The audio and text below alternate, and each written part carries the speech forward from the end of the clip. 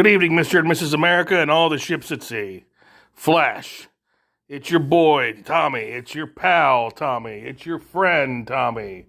It's that kid down the street you can't stand, Tommy. That's right, it's me, Thomas T. Tuttle, Esquire. What's the T stand for? Trustworthy. Little Tommy Tuttle is finally singing for his supper.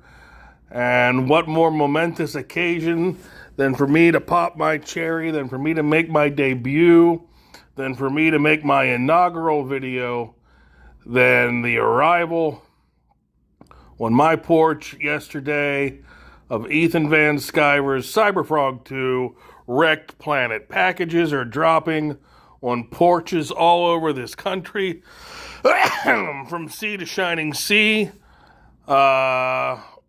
Adults are like kids on Christmas morning going out to their porch to see what the postal elves have dropped off in the middle of the night.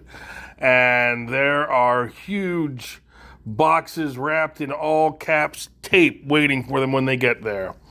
I figured this was a good occasion for me to make my inaugural debut, as this really feels like it's like the passage of an era. You know, it's like when 1999 turned into 2000. It's like when the early 60s, the Surfers and the Beatniks and Frankie Avalon and the Net Funicello and Camelot, and Hank McCoy and Bobby Drake taking their lovely ladies to the coffee house to hear some guy with a goatee read bad poetry. And all that transitioned into the late 60s when the dirty hippies showed up and took over. Well, this is a good transition. We're transitioning from the period of time where we were all waiting for REKT Planet to the period of time where we've all got it in our formerly nicotine-stained fingers. And we can all look at it and read it and digest it and talk about it. And that's what this video is here to do. I got a couple apologies to make up front. Apology number one, I am the boomer of all boomers. I'm only recently figuring out how zippers work. Turns out the teeth interlock. It's crazy. So I had to enlist the help of my son, Tuttle's son, to come down and show me how do you make one of these videos and put it on YouTube. And he said, there's an app, Dad. Just download the app, which is what I did. So I think I know what I'm doing, but I have absolutely zero confidence in that. So this is going to be a real simple video. Just a still picture and a voiceover. But it'll take you back to the heady days of your boy Zach in 2017. The other apology is, like Zach, I'm probably going to be hacking up a lung during this whole video because I'm about a week and a half out from my own bout with COVID, and it's left me with this lingering cough. So I'm not dying, but I will sound like I'm dying. But to the book, CYBERFROG 2 REKT Planet. First thing you're going to notice when you open that box is, for the single issue tier subscribers, or the single issue tier backers, I should say, it's going to feel as though you got one of those everything boxes because there's so much in the box. Ethan Van Sciver makes your $25 go a long way. You're going to get your frog toy. You're getting your stickers. You're getting your keychain. You're getting two comic books and an ash can. So you open up the box, you grab the REKT Planet, and the first thing you're going to notice about it is the weight. This does not feel like a comic book. It feels like the Brothers Karamazov in your hand. It has got heft. It has got thickness. This is not just a comic book. This is a book. And that's where the time went, and the extra 30 pages. I mean, SJWs have been shrieking and bleeding for years, like Edward G. Robinson in the Ten Commandments. Where's your frog book now? Where's your pie man now? Well, if Ethan had listened to the naysayers, and this is a editorial comment, never be a naysayer. Don't say nay. Always say yay. If Ethan had listened to the naysayers, we might have had a book a year ago that would have been 30 pages shorter. So if you want to know where the time went, it's all right here in your hand. This is a book that you literally need two hands to hold it. The first thing I'm going to talk about is going to be the art.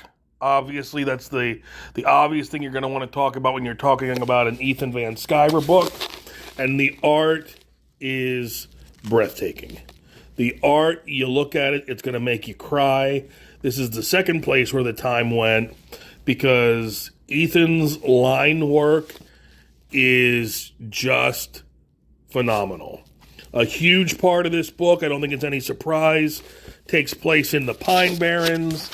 And unlike other artists who depict a forest with a green and brown background and then a couple trees in the foreground, Ethan draws every single pine needle. And you look at this, it must have taken days just to draw the trees. And then you look at CYBERFROG, and every line, every joint on his body is drawn in there. It's a remarkably complex character to draw. This is not, this is not your mom and dad's Superman by Wayne Boring, or this is not one of those 1960s era, like the Spider-Man cartoon, where it was just solid primary colors in the background. Everything about the visual style on this comic comes to life and comes right at you, which segues nicely into me talking about Kyle Ritter. The color work is beautiful, and I want to single Kyle out on that Pine Barren stuff because we would see, Ethan over the last 2 years has hosted a lot of draw streams and published a lot of line art, and we would see these forest scenes, and they were so intricate and detailed, but it looked like there's just this convocation of lines. And then when you see the finished product that Kyle brought to it, bringing different hues of green and different vernal palettes, and you're in a forest. You are, and not just a denuded West Coast forest, but I'm talking about a intricate, lush East Coast, New Jersey forest. So the art is absolutely exquisite. I want to take a second and talk about Eric Weathers with the lettering. The difference between the word balloons for these different creatures is distinct, and it is unique, and it makes the lettering pop. But what I really want to talk about is the story. I loved Blood Honey, but I heard the criticisms of others that there was a good bit of world building that took place in Blood Honey. And that world building was necessary because we're coming to a character that we haven't seen in about 30 years. So Ethan, in the space of one book, had to set up the character, set up the world the character inhabits, introduce his cast of characters, and then launch the current storyline. Blood Honey is not a standalone book. It wasn't meant to be a standalone book. It's the launch pad. It's the kickoff to the main current storyline, which takes place at the tail end of Blood Honey and comes to fruition in REKT Planet. This book is going to hold you from start to finish. This book moves. This book moves quickly.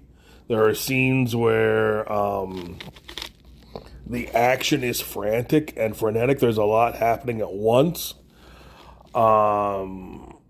The action sequences are three-dimensional. It took me to mind of when McFarlane made his Spider-Man debut. There are things happening in the air with creatures who are humanoid but not human, and so their limbs are going in multiple different directions, and there is a kinetic energy to the page that is it's gonna hold you. It's gonna propel you forward. And then last but not least, I want to talk about the deeper story, which is the allegory that is contained within. Now, it's not my place to have this video be a primer or a glossary or me walk you through. This is the allegory of CYBERFROG. This represents this and this represents that. That's not my place. I will tell you that we've heard the bleating and shrieking of SJWs for years that comics have always been political. And that's true and that's not true, depending on what you're using that word political to encompass. If you look at life as though everything is political, every decision you make either upholds the status quo or rails against the status quo, then all of life is political, and of course, comics are political and have been political. There's a big difference between that definition of political and the politics that we see in comics today, which more or less tell you how to fill out your ballot.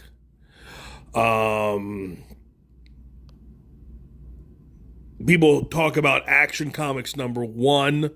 You can go right back to the very beginning. There's Superman rescuing an innocent woman from the electric chair.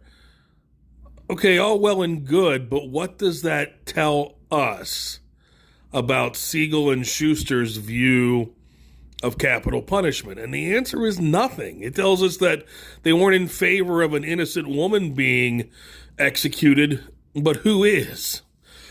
It doesn't tell us anything about what Siegel and Schuster thought about capital punishment in general.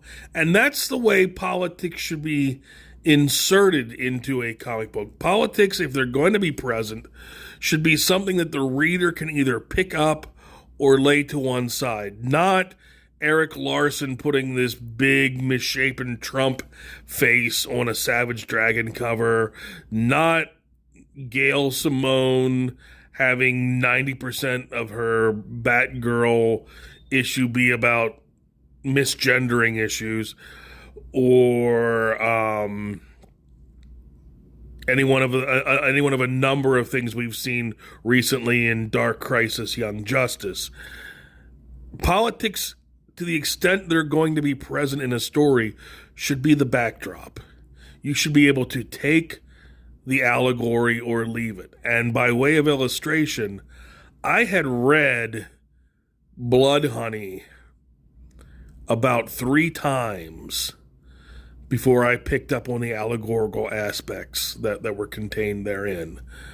It was probably my 3rd or 4th time reading it, and it was the image of CYBERFROG coming out of the Schuylkill and surfacing coming out of the surface of the water, and all of a sudden I got it.